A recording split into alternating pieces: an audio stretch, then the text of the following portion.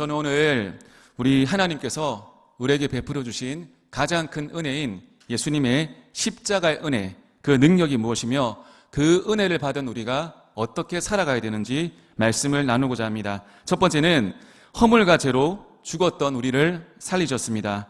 1절부터 3절 보시겠습니다. 그는 허물과 죄로 죽었던 너희를 살리셨도다. 그때 너희는 그 가운데서 행하여 이 세상 풍조를 따르고 공중의 권세 잡은 자를 따랐으니 곧 지금 불순종의 아들들 가운데서 역사하는 영이라.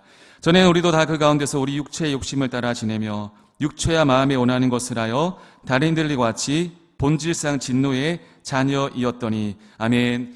예수님이 십자가 위에 설리신 그 보혈의 능력의 핵심이 무엇인가 하면 바로 우리를 구원해 주신 것입니다. 많은 종교가 구원을 이야기합니다. 불교에서 말하는 구원이 무엇입니까?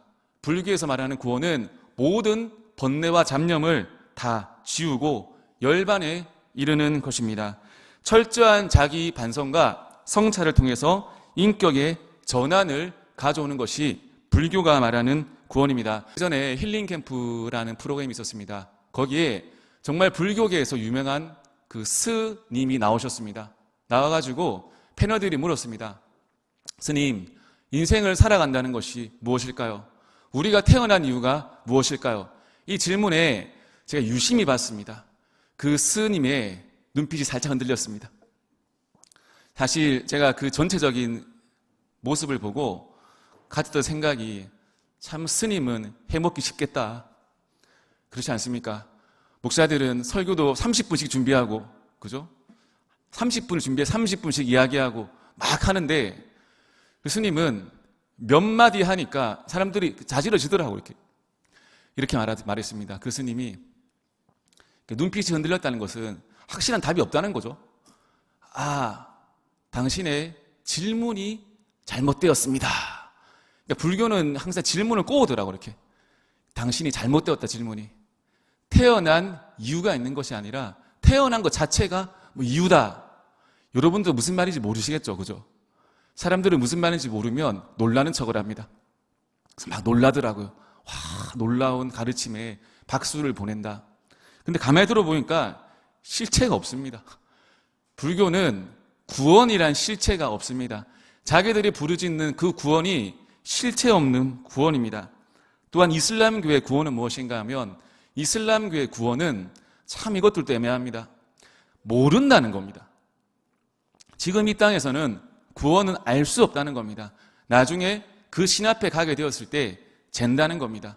선을 많이 행했는지 악을 많이 행했는지 요거를 달아본다고 합니다.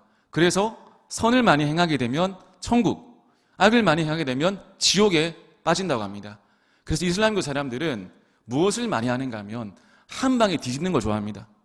우리가 보면 무장 단체들 폭탄 테러가 하고 이상한 극악무도한 짓을 하지 않습니까? 왜 저럴까? 그들의 교리가 그렇습니다. 폭탄 테러를 함으로써 이 땅에서 이룰 수 있는 자기들의 선을 한 방에 이룬다는 뜻으로 그런 짓을 하는 것입니다. 그래서 강한 신념을 가지고 즐겁게 테러를 저지른다고 합니다. 이것이 어떻게 구원이 될 수 있겠습니까?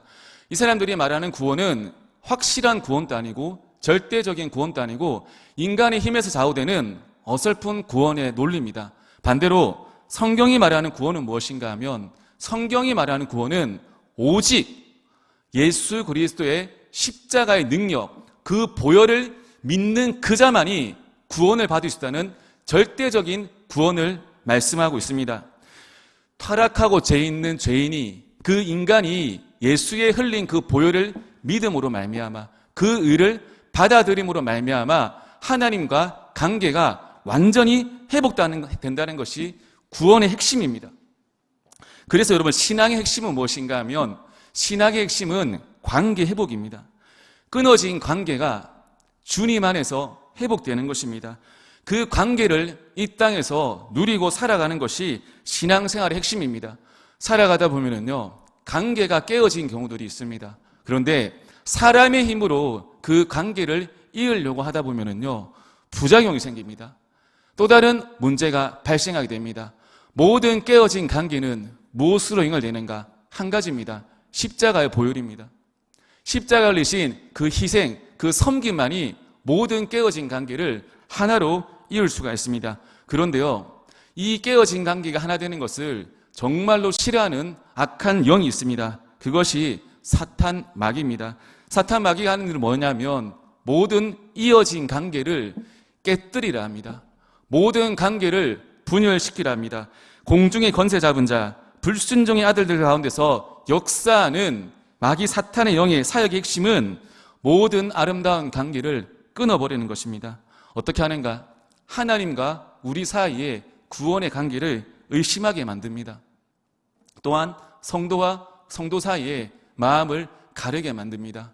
부부 사이에 마음을 가릅니다. 부모와 자녀 사이에 마음을 갈라뜨립니다. 그래서 그 관계를 끊어버려서 결국에 모두가 비참한 상태에 만들게 합니다.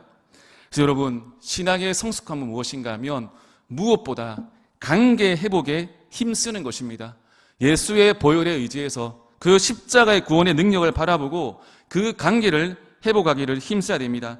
악한 마귀는 또 무엇을 하는가 하면 사람들의 마음을 미혹합니다. 흔듭니다. 그 마음 가운데 의심과 근심을 심어줍니다. 마귀는 구원받은 자도 넘어뜨리려 했습니다. 그 마음 가운데 낙심과 절망이라는 씨앗을 매일 뿌립니다. 여러분, 그럴 때 절대 넘어가면 안 됩니다. 마음속에 근심이 몰려올 때, 마음속에 절망이 몰려올 때, 마음속에 험함이 몰려올 때 여러분 무엇을 의지해야 되는가 하면 십자가의 보혈을 의지해야 됩니다. 십자가의 보혈을 바라보지 않으면 모든 마귀의 공격에 다 넘어가게 되어 있습니다. 기도도 마찬가지입니다. 십자가의 그 은혜, 그 보혈, 그 중심을 바라보지 않고 하는 기도도 다 마귀에 속는 것입니다. 성경은 분명히 말하고 있습니다. 공중에 권세 잡은 자가 있다. 다시 말해서 마귀가, 사탄이 시퍼렇게 살아서 믿는 자들을 공격합니다. 그들의 마음을 흐트러뜨리고 넘어뜨리기에 최선을 다합니다. 예수의 복음, 예수의 보혈, 그 능력을 더욱더 우리가 붙들어야 됩니다.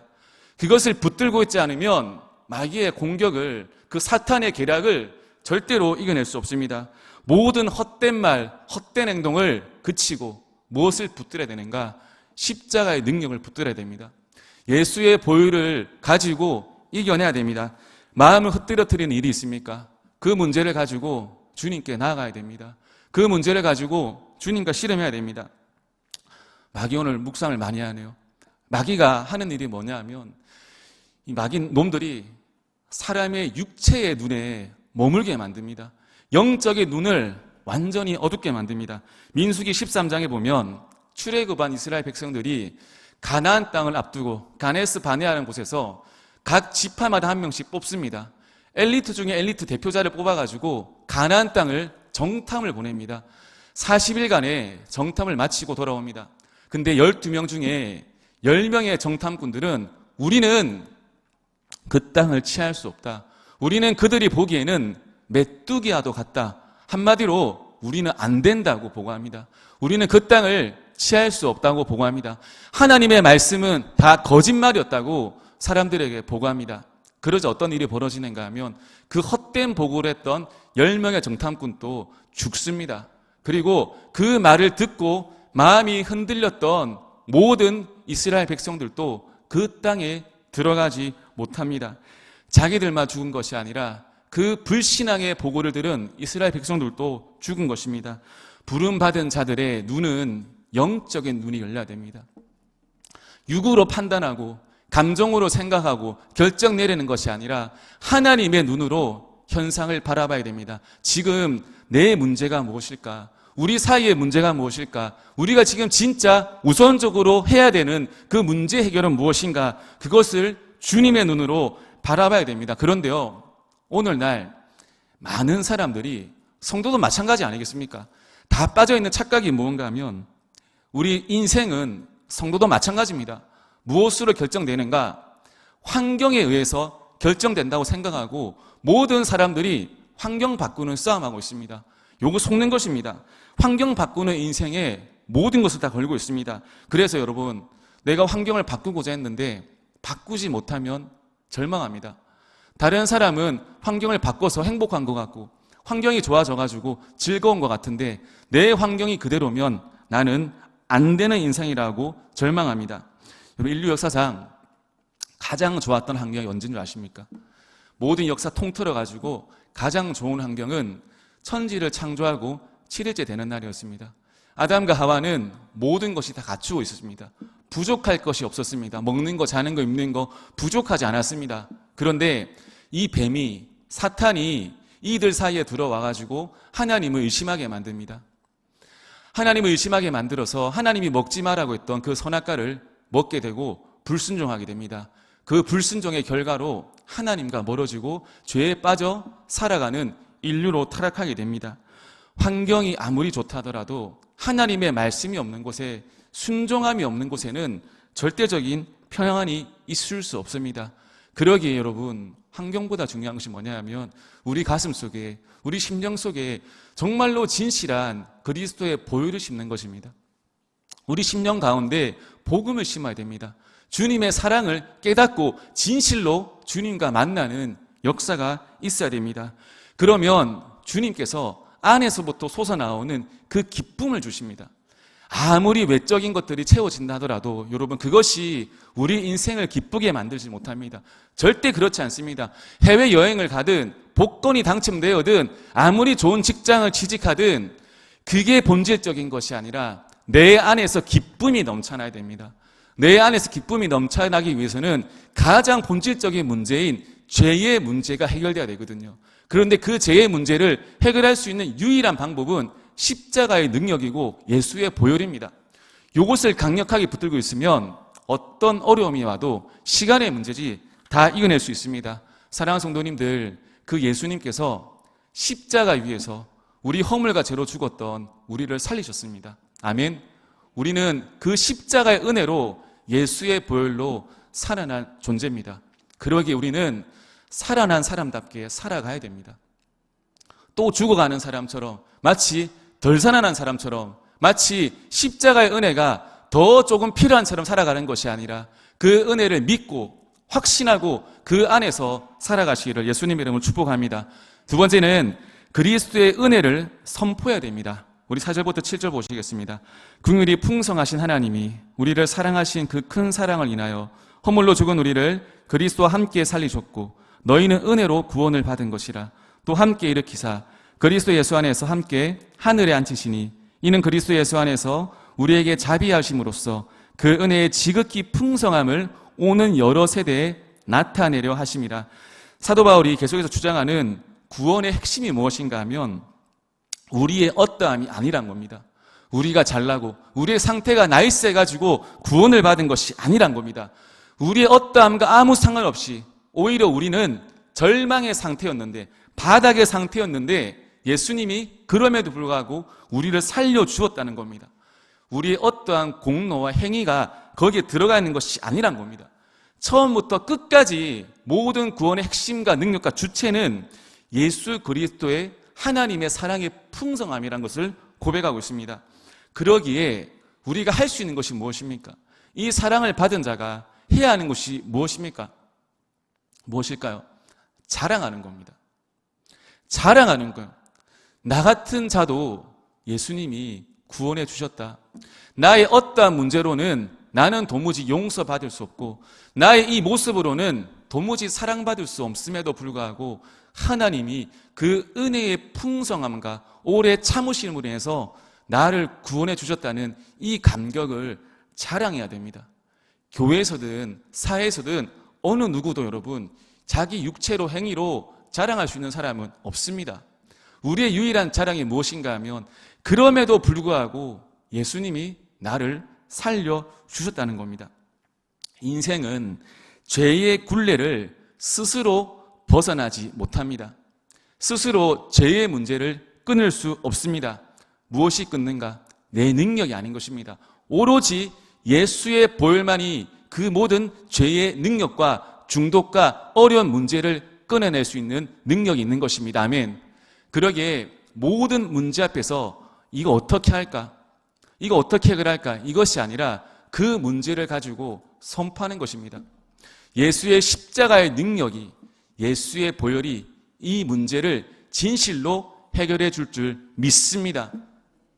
이 문제, 주님, 제가 이러한 문제가 있습니다. 나의 문제와 내 가정의 문제를 놓고 기도하는 것입니다. 주님, 예수의 능력으로, 예수의 십자가의 보혈로 이 문제가 능히 해결될 줄 믿습니다. 나는 집니다. 나는 연약합니다. 나는 확신할 수 없습니다. 하지만 예수의 능력이, 예수의 이름이 이 문제를 능히 해결할 줄 믿습니다.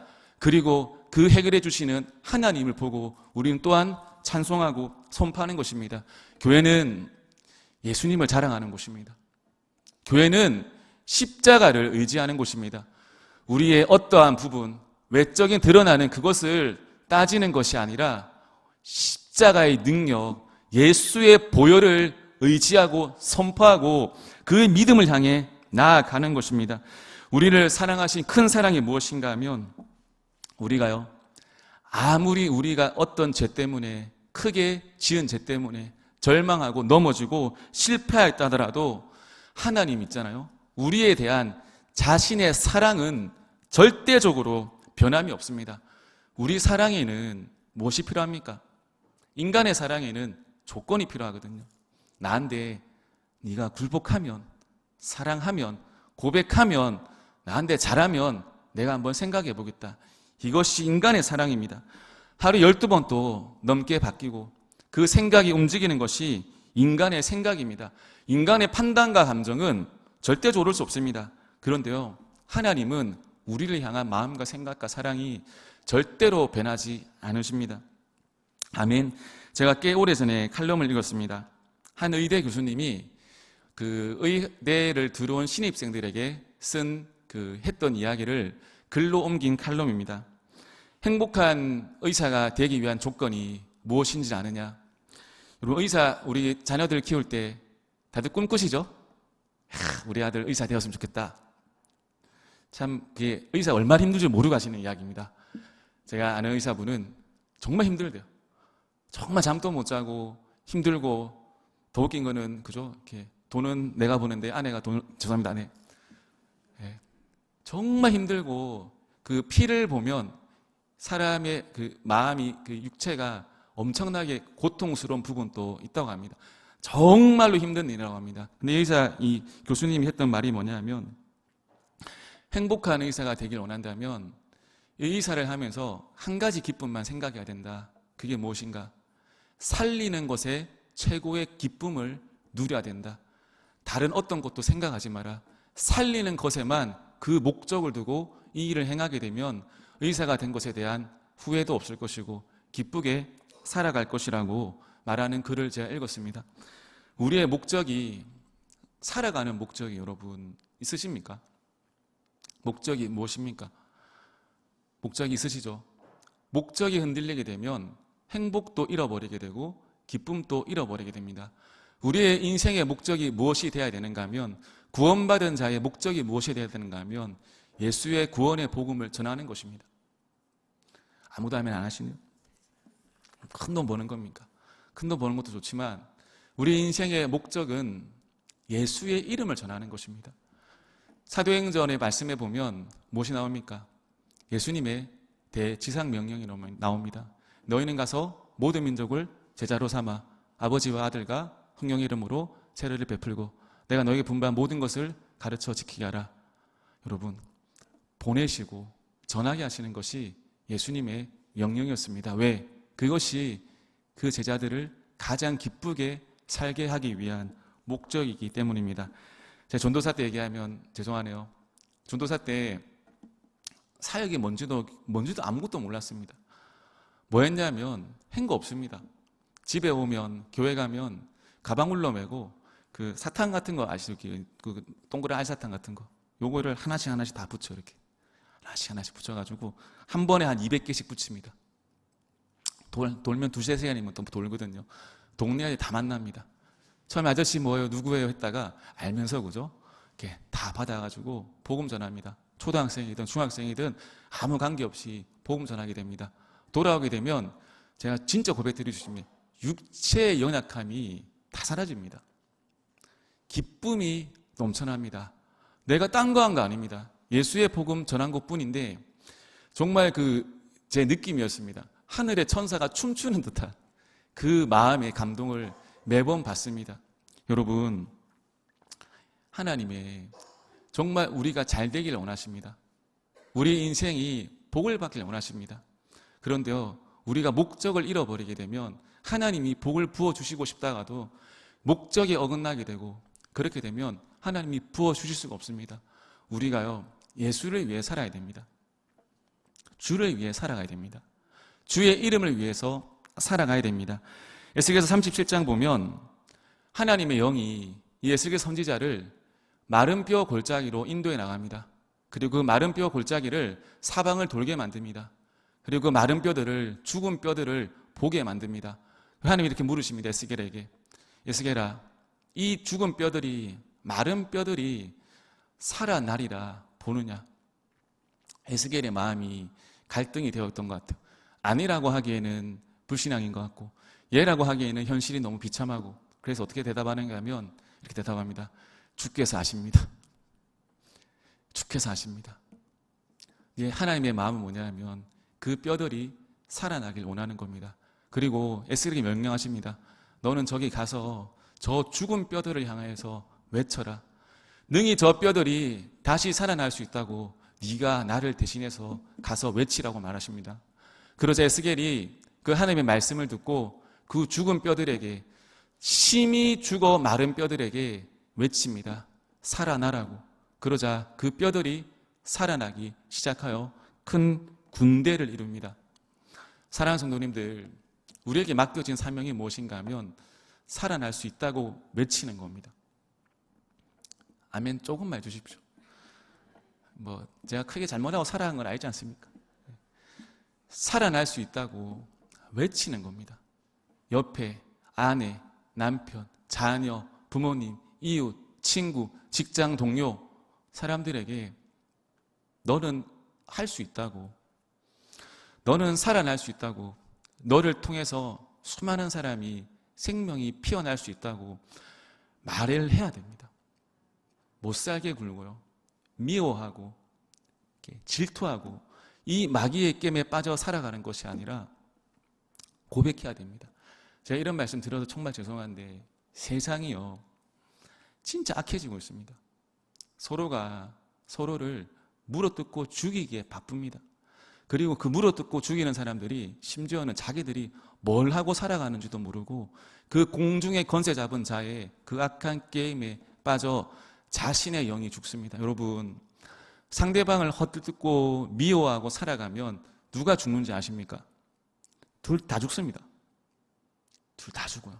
근데 오늘 여러분, 죽은 마른 뼈들에게 에스겔이 살아나리라 선포했을 때 여러분, 그 죽은 뼈들이 다 살아납니다. 그리고 이 에스겔도 살아나게 됩니다. 사랑하는 성도님들, 우리는 무엇을 외쳐야 되는 존재인가 하면 우리의 이성과 판단과 능력으로는 살아날 수 없다더라도, 저 사람이 안 된다더라도, 저 사람이 무너진다더라도 우리 입술로는 받은 사랑 때문에 믿음을 고백해야 됩니다. 너는 살아날 수 있다. 너의 병은 치료될 수 있다. 너의 연약한 마음은 회복될 수 있다. 무엇으로? 예수의 보혈로. 내 능력이 아니라, 내 느낌이 아니라 예수의 보혈의 능력으로 살아날 수 있다고 고백하고 선포해야 됩니다. 가정에서, 교회에서, 모든 속해 있는 곳에서 이 하나님의 능력과 십자가의 보혈의 그 은혜를 선포하며 살아가시기를 예수님의 이름으로 축복합니다.